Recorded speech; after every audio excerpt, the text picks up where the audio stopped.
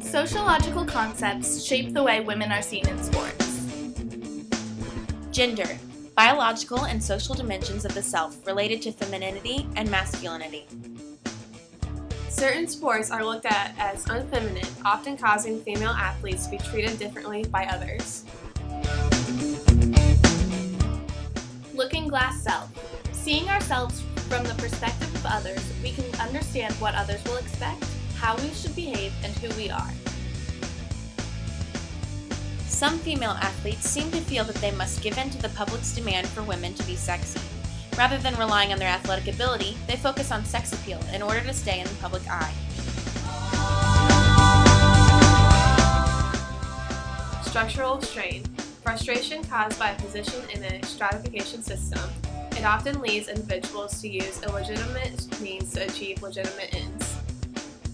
In 2000, Marion Jones competed in the Olympics held in Sydney, Australia. She earned 3 gold medals and 2 bronze medals. Jones became the first woman to win 5 medals at one Olympics. But in 2007, Jones pleaded guilty to federal charges for use of performance-enhancing drugs and making false statements during 2 different government drug investigations. Often, females who use performance-enhancing drugs to improve their athletic performance do so because of the increased pressure to succeed due to their gender. Although she is now playing in the WNBA, Jones's legacy will always be tainted by her steroid use. Norms. Socially determined rules that govern behavior of some under certain conditions.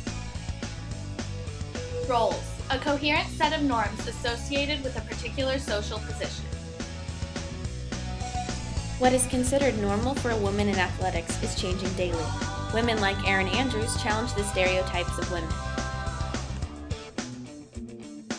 Although she is recognized because of her beauty, Andrews daily impresses viewers with her knowledge of many different sports as a reporter for ESPN. She holds her own while working with coaches, players, and other ESPN anchors. Other women are challenging the expectations of what female athletes are capable of accomplishing. Meet Jenny Finch.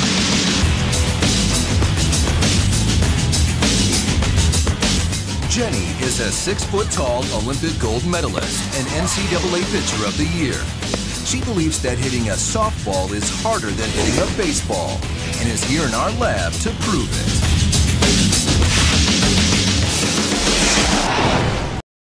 Our strike force plate behind here to actually measure the load or the force that the ball generates when it impacts. Basically, all you have to do is have the pitch break through these 2 beams and hit that plate, and we'll be able to collect the force that's generated.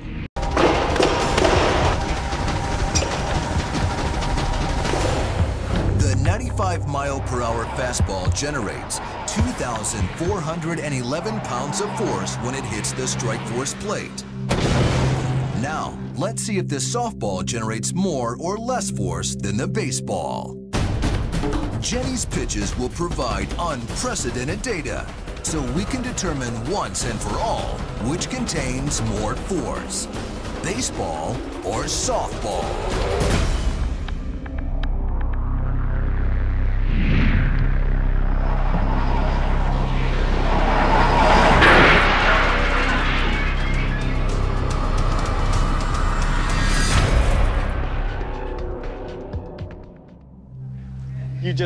You just broke it.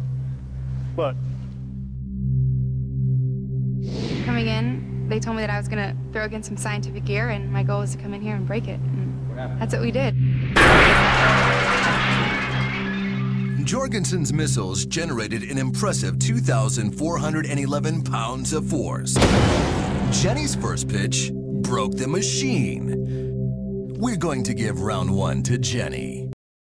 The myth that hitting a baseball is the hardest thing to do in all of sports? Shattered. Oh. Gender inequality. Systematic disparity in rights, opportunities, and/or access to goods based on gender.